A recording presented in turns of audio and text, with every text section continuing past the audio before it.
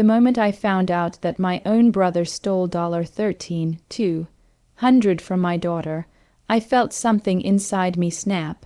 It wasn't just the money, it was the betrayal, and when I later learned that he actually slapped her for confronting him about it, I swear I saw red. Tell me honestly, what would you have done if someone from your own family laid a hand on your child, especially someone you trusted your entire life? Because I didn't just sit quietly and take it. I made sure he regretted every single thing he did, and to this day he still wishes he hadn't crossed me or my daughter. But to really understand how everything spiraled this far, I have to start from the beginning, because it wasn't always this way between us. My brother and I grew up in Los Angeles in a lower, middle-class family. We didn't have much, but we had each other. I was the responsible one, the one who studied hard, got a decent job, and tried to build a stable life. My brother, Ethan, on the other hand, was different. He was charming, always the talker, the guy who could talk himself out of anything. But behind that charm was a streak of irresponsibility, laziness, and a weird sense of entitlement that only got worse as we got older. I used to defend him, you know. When our parents said he'd never grow up, I told them he just needed time. When his relationships failed, I said he just needed to find the right person. When he lost jobs left and right, I said maybe he was still figuring out his path. But the truth is, he never wanted a path. He just wanted shortcuts, fast money, free rides, and unfortunately, my kindness made me his favorite target. After my husband passed away from a car accident about 5 years ago, I focused on raising my daughter, Ava. She was just 15 at the time, and she became my entire world. I poured everything into making sure she'd have a better future. I worked long hours, saved every penny, and even started a small catering business from home to make extra income.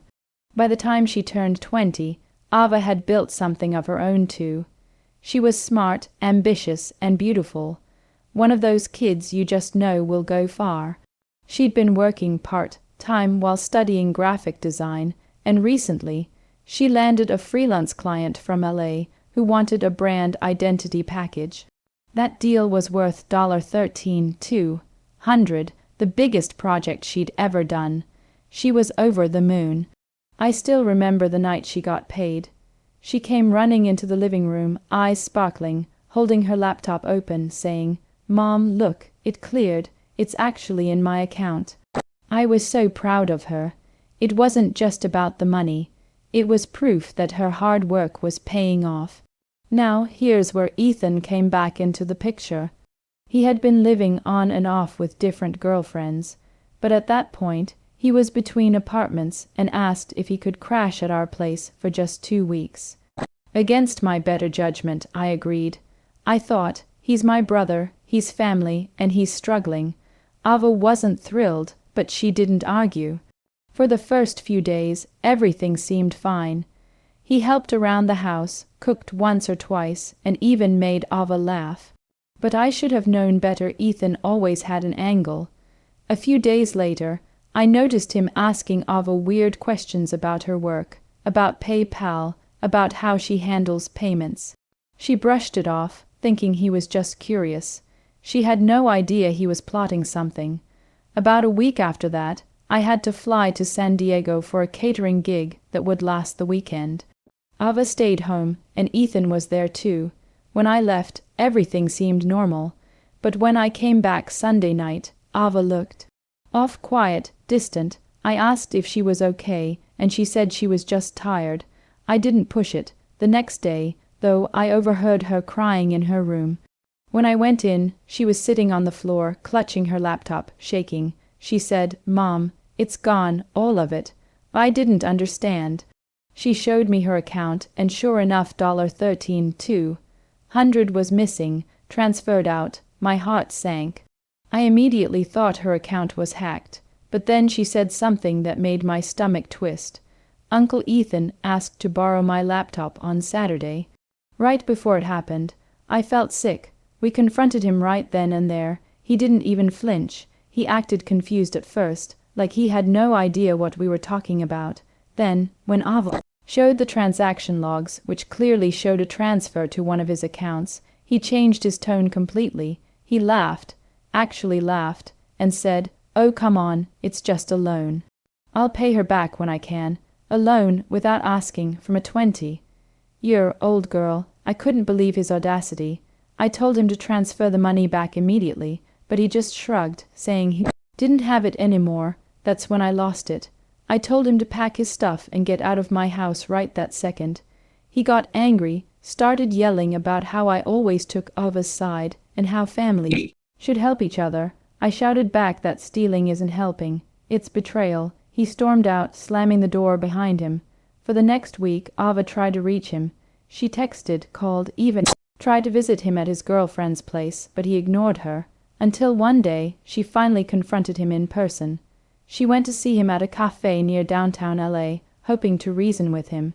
She told me later that she kept her tone calm, just asked him if he could at least return part of it, or tell her what happened, and that's when he did it. He slapped her. My own brother slapped my daughter in public because she dared to ask for her stolen money back. She called me right after, sobbing, her voice trembling so badly I could barely understand her. I swear, I've never driven so fast in my life. I found her sitting outside the cafe, holding her cheek, tears streaming down her face.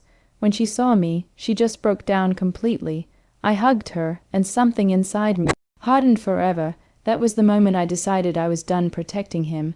I was done playing the forgive and forget game. Ethan crossed a line he could never come back from. I reported him to the police that night. Ava had proof of the transfer, screenshots of the messages, and the assault was witnessed by several people. I gave them everything. A few days later, the police contacted him, and suddenly his attitude changed. He started calling me nonstop, begging me to fix it, saying, "You can't do this to your own brother." But I didn't answer. I wanted him to face consequences for one thing in his life. About a week later, he showed up at my house. I didn't let him in, but I spoke to him through the door. He was shouting, saying I ruined his life. I told him, "You did that yourself. Ethan, you stole from your niece and hit her. You think there's any coming back from that?" He started crying, or maybe pretending to, but I didn't care. The cops picked him up later that week.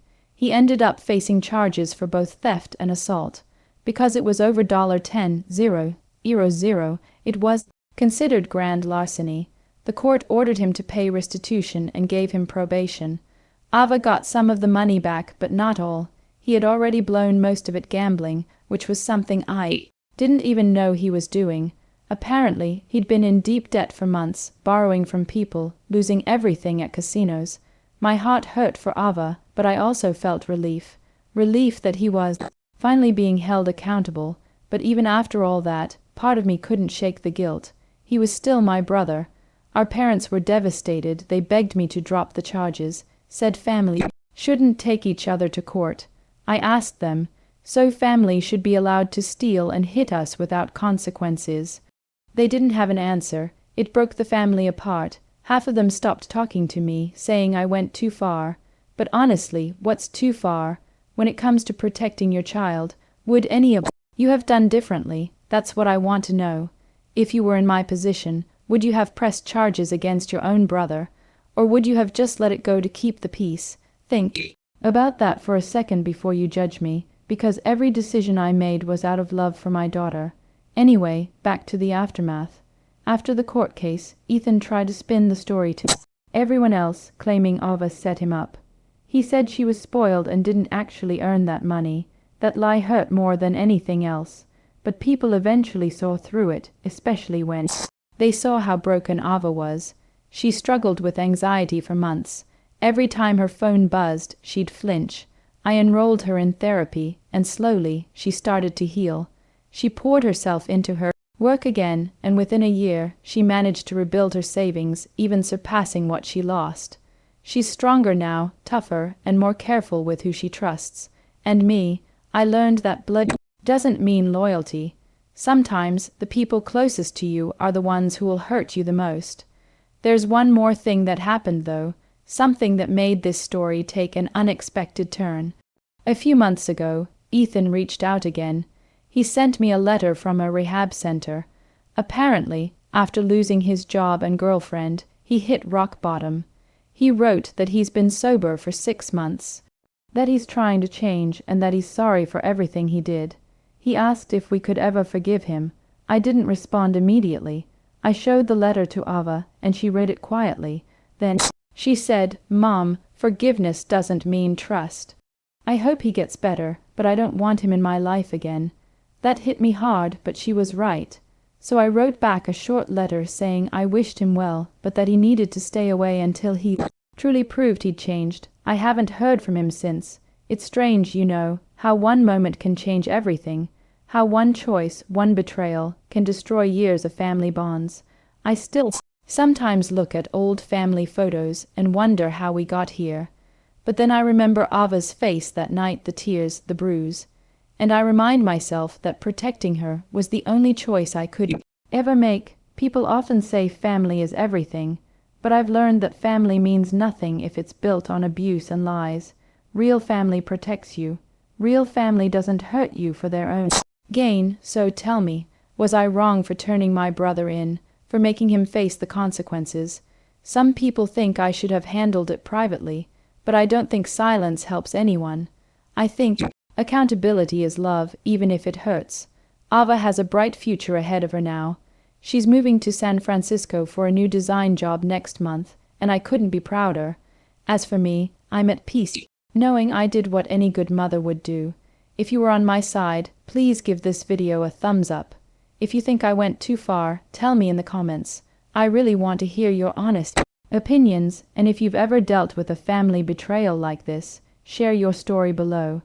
Don't forget to subscribe for more true stories like this one. Thanks for listening, and I'll see you all in the next story.